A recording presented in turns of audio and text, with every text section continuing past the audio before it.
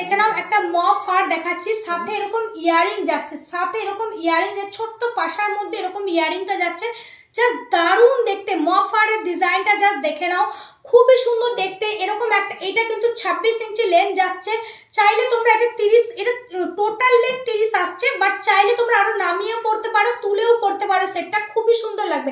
Shipping charges কলকাতাতে 70 rupees করে যাবে, কলকাতায় 70 রুপিস।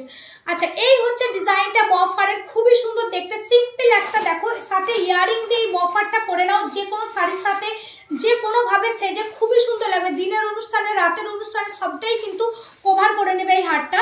মফ হার সবারই একটা নজর কাড়ে, এই জিনিসটা কিন্তু সেই রকমই একটা মফ হার, খুবই সুন্দর দেখতে।